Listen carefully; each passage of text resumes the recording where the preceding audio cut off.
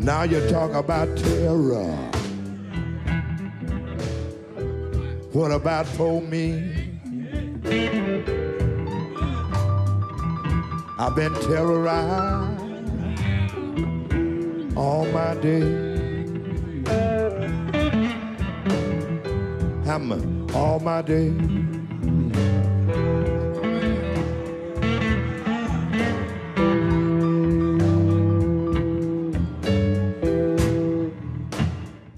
Dr. Gabor Maté, in his new book, The Myth of Normal Trauma, Illness, and Healing in a Toxic Culture, which he wrote with his son Daniel, argues that what is defined as normal in a consumer society is at war with basic human needs. The engine of capitalism, defined by the cult of the self, thrives on the fostering of psychological and physical chronic disorders, including high blood pressure, diabetes, anxiety, depression, addictions, and suicide. It rewards the core traits of psychopaths: superficial charm, grandiosity, and self-importance, a need for constant stimulation, a penchant for lying, deception, and manipulation, and the inability to feel remorse or guilt. Personal style and personal advancement are mistaken for individualism, equated falsely with democratic equality. We have a right, in the cult of the self, to get whatever we desire. We can do anything, even belittle and destroy those around us, including our friends, to make money, to be happy, and to become famous. Once fame and wealth are achieved, they become their own justification, their own morality. How one gets there is irrelevant. The consequence of this dark ethic, Dr. Maté illustrates, plays out on our bodies, severely damaging our psyches and pushing us towards individual and social self-annihilation. Joining me to discuss his new book is Dr. Gabor Maté, who has written several best-selling books, including In the Realm of Hungry Ghosts, Close Encounters with Addiction, When the Body Says No, exploring the stress-disease connection, and Scattered Minds, the origins and healing of attention deficit disorder. So I said before we went on the air, this is a book that could have easily been 3 or 4 books, so your readers are rewarded. You write that most of us are in the grip of what you call a distant past, a kind of psycho-emotional time warp that prevents us from inhabiting the present moment. This is what the psychotherapist Peter Levine calls the tyranny of the past. Can you explain this process? Yes. First of all, thank you for having me on your broadcast.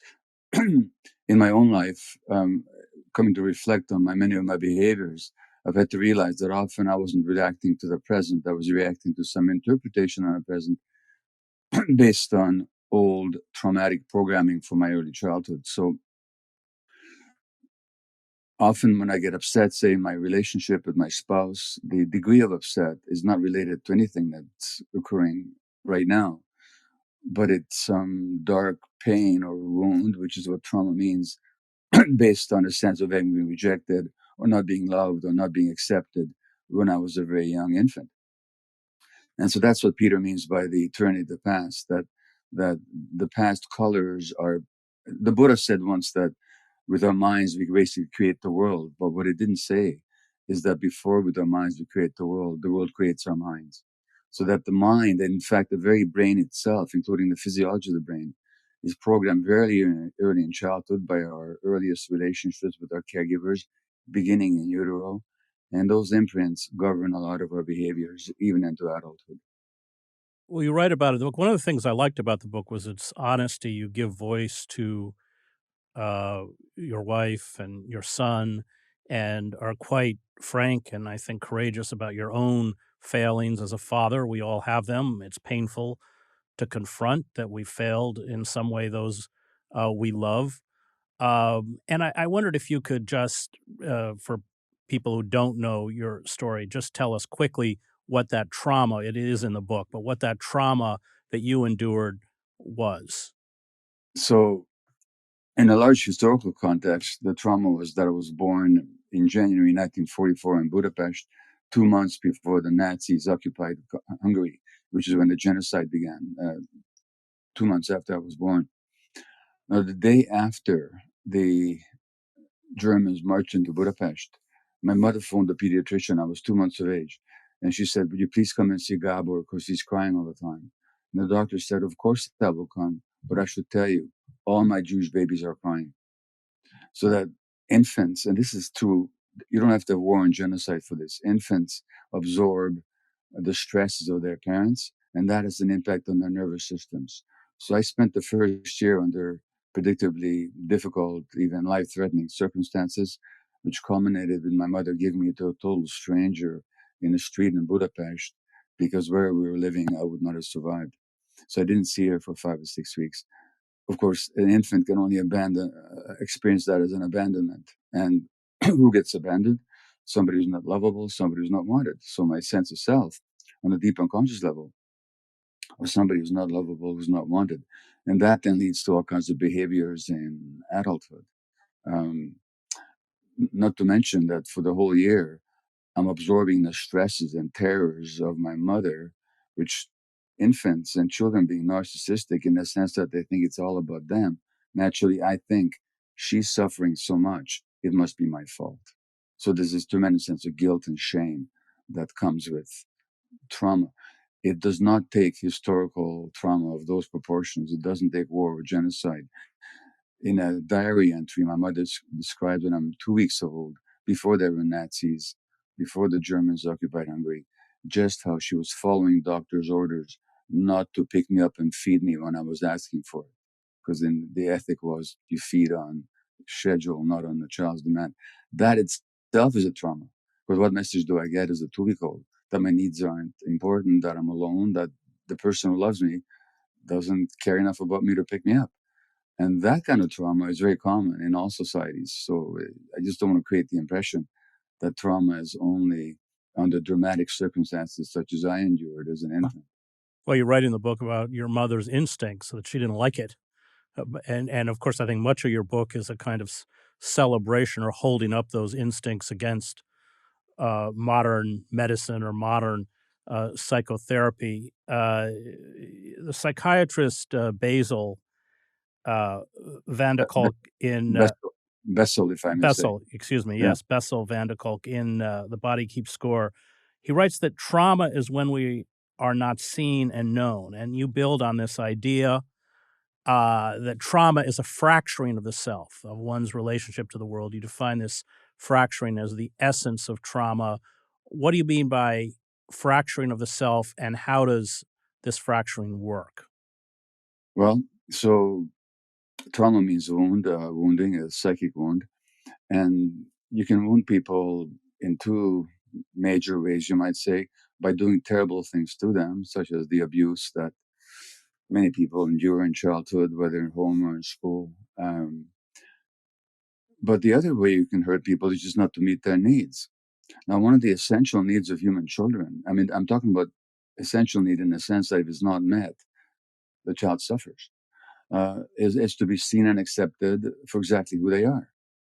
Now, in Bessel's words, if you're not seen, that hurts you because a child develops their self-image, their self-concept based on how he's seen and treated by the adults around them. If the adults themselves are too limited, too stressed, too traumatized, too preoccupied to see the child in a child's fullness with all their emotions, the child will develop a very limited sense of themselves. So that's part of that fracturing.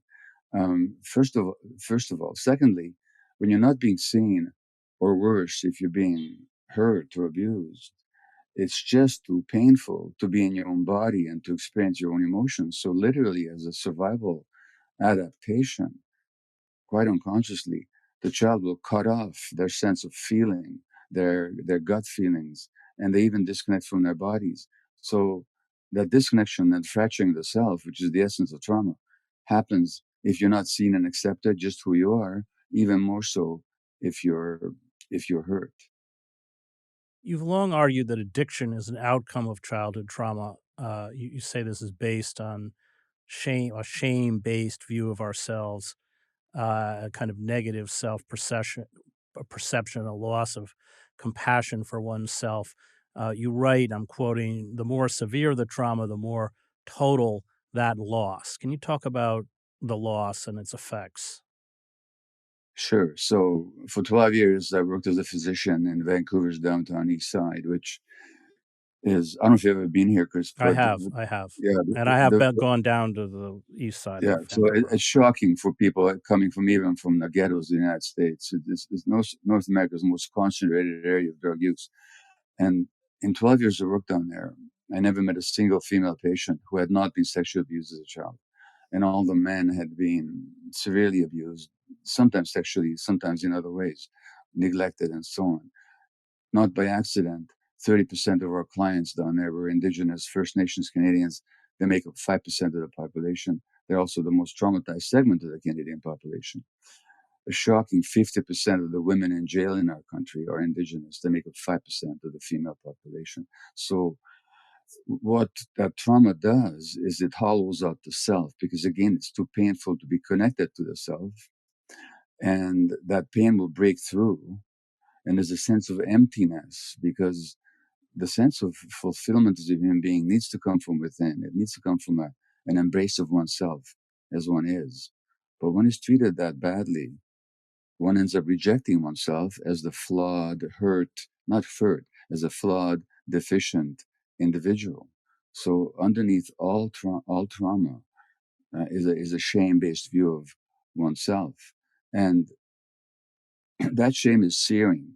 Now, all addictions are an attempt to escape from pain. So I don't care if you're addicted to gambling or sex or shopping or the internet or self-cutting or eating or drugs or alcohol.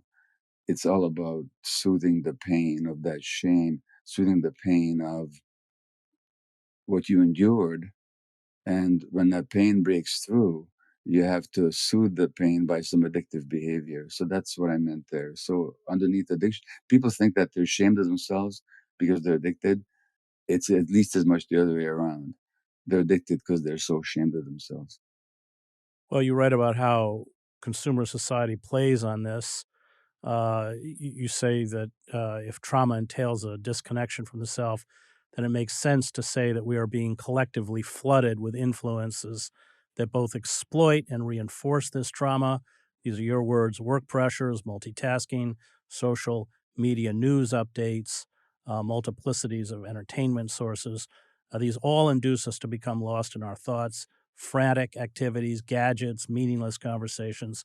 We're caught up in pursuits of all kinds that draw us on, not because they are necessary or inspiring or uplifting, or because they enrich or add meaning in our lives, to our lives, but simply because they obliterate the present. Those are your words. So that passage reminded me of the lines from W.H. Auden's poem September 1st, 1939. Faces along the bar cling to the average day.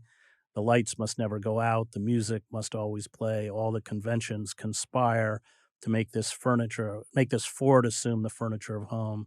Least we should see where we are, lost in a haunted wood, children afraid of the night who have never been happy or good. I should have just published the book with that poem in it and forgot everything else. Because he says it all, you know. Yeah. Well, there are two classes of people who confuse their two large classes of people who confuse their desires with their needs. One of them is young children. When they want something, they think they need it, and they're desperate if they don't get it.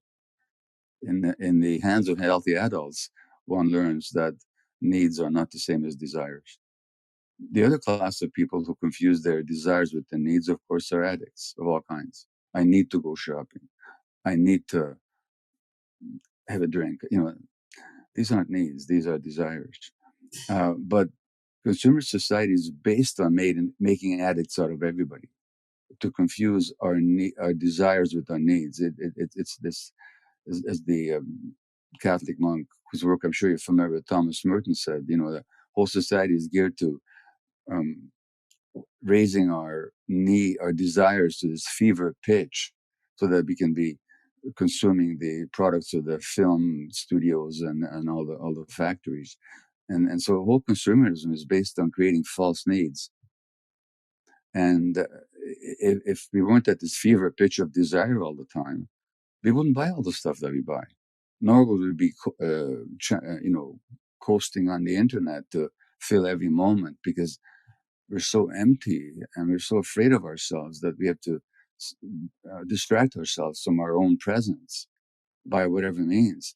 Now, if you look on the internet, or on YouTube, for example, what gets seen by millions, there's recently Eli Manning, the former New York Jets, was it? No, Giants, a quarterback, went to this college and he pretended to be somebody he wasn't. And it doesn't matter. It's trivial. 11 million views in 3 weeks. Now, how much does the average person? So the average person in America knows a whole lot about what quarterbacking strategy the Denver Broncos or the Tampa Bay Buccaneers should be pursuing, and there's big discussions about this. What does it matter to anybody? But ask the average American or Canadian to string two intelligent sentences together about the history of Afghanistan or the history of Ukraine or even about climate change. They're not able to do it.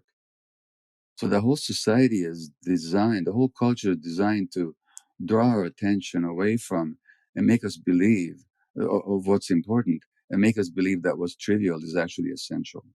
And that's both a consumer strategy, but it's also a propaganda imperative. Well, you write about the dopamine hits and this constant need because you get a high, but then you fall into a low and you need another hit, and that consumer society depends on this pleasure principle, if we want to quote Freud.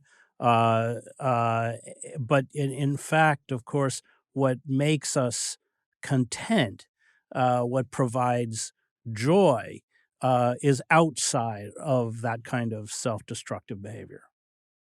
Absolutely. And it's this society is perfectly, I would say, designed, but it's not actually designed. I mean, yes, you and I know it's not that there aren't conspiracies at the top and in all aspects of corporate life, but the whole thing is not a conspiracy as such. It's like almost a self-organizing organism that, on the one hand, deprives us of our genuine needs as children and as young people, so that we create false needs to which you can cater. So society both creates these false needs and then creates an economy that caters to them. In fact, the economy couldn't survive as the way it is if it wasn't based on false needs. So it's a perfect mechanism, and it couldn't have been designed better to sustain itself at the cost of human health, of course, and human life even. I want to talk on about passing on trauma. It's something that I've had to deal with. Uh, that when we don't resolve that trauma, you write in ourselves, you say the home becomes a place where we unwittingly recreate scenarios reminiscent of those that wounded us when we were small. Can you talk about how this trauma is passed down? I'm reminded of a statement of Primo Levi. I don't know if you read Primo Oh, Levi, of but course. Yeah. he's one of the great writers, one of the very, very few great writers, actually, on the genocide.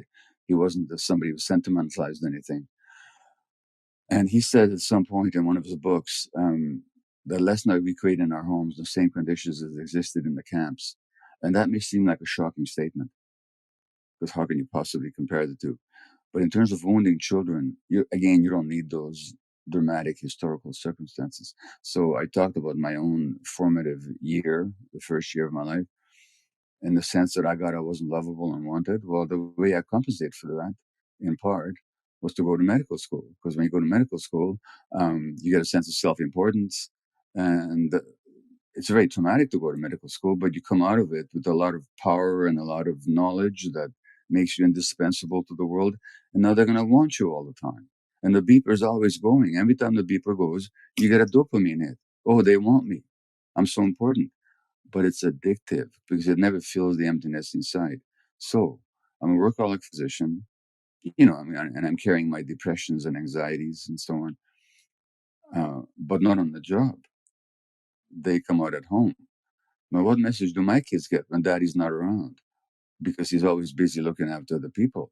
Or when he is home, he's kind of depressed and morose. Same message I got, that they're not wanted. And this is a middle class Vancouver, British Columbia home in a leafy, lovely neighborhood. no circumstances of abuse or deprivation or war, and yet my children are getting the same message I got.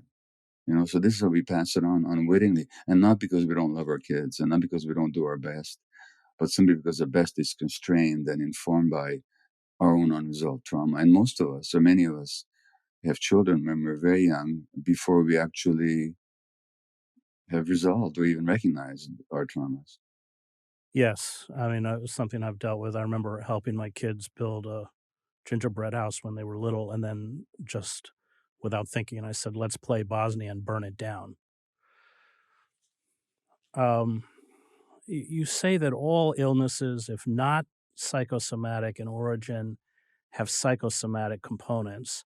And there are long passages in the book where you tie trauma of individuals, often childhood trauma, to a variety of diseases. You argue that confronting the underlying trauma often mitigates and even at times eradicates the disease. Stress, you say, may disable our immune system's capacity to control and eliminate malignancy. That's a big topic, and people are going to have to buy the book, which they should do. But can you touch on that? Yeah, I've discussed this in a previous book of mine, which you mentioned, when the body says no. But this is what's this is what's so frustrating, Chris, is that I'm talking here not about conjecture or intuition. I'm talking about science. So in 1860s or 70s, whenever it was, Jean-Martin Charcot, the French neurologist who first described multiple sclerosis, said that this is a stress-driven disease. Stress-driven disease. James Paget, a British surgeon, around the same time, talked about breast cancer in women and how it's inescapable to link between emotions and breast cancer. Sir William Osler, one of the founding physicians at Johns Hopkins in Baltimore, said in the 1890s, I think, that rheumatoid arthritis was a stress-driven disease. Without going into in 1938, a great lecturer at Harvard, a physician whose name is still honored at Harvard in a research day named after him, Dr. Soma Weiss, myself from Hungary. He said that emotional factors are at least as important in the causation of illness as physical ones, and should be at least as important in the treatment. This lecture was published in the Journal of the American Medical Association.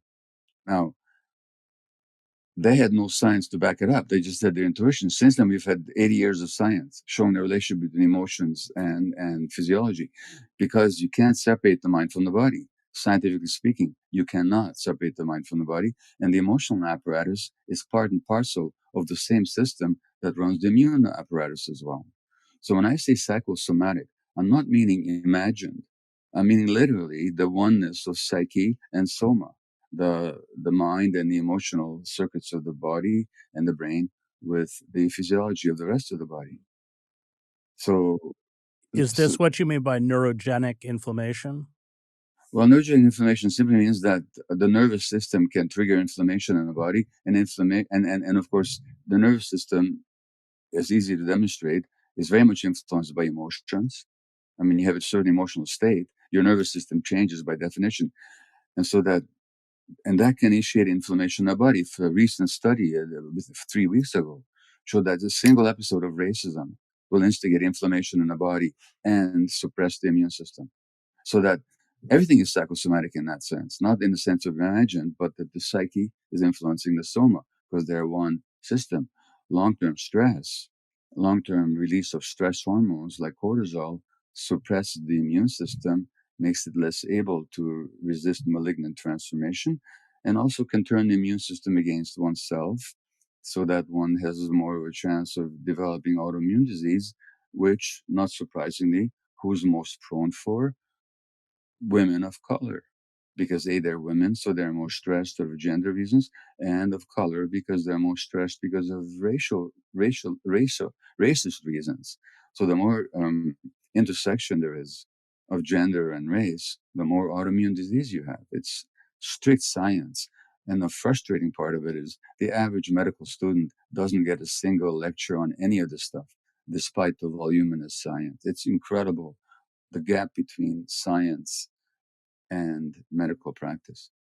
On pages 101 and 102, you draw up a list of personality features that you say are most often present in people with chronic illnesses. What are the traits, and why do so many chronically ill people have those traits? Yes. So in family practice, which I pursued for 22 years, I think, son of which I also was the medical coordinator of the palliative care unit at Vancouver Hospital, I noticed that who got sick and who didn't wasn't accidental. And as a family physician, I did have an advantage over my specialist colleagues, and I knew my patients as people. I knew them before they got sick.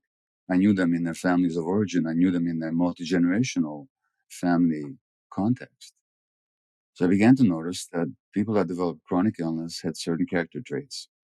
These were an automatic regard for the emotional needs of others while ignoring their own, a rigid identification with duty, role, and responsibility. So, in other words, their duty out in the world, their responsibility out there, rather than who they were as individuals.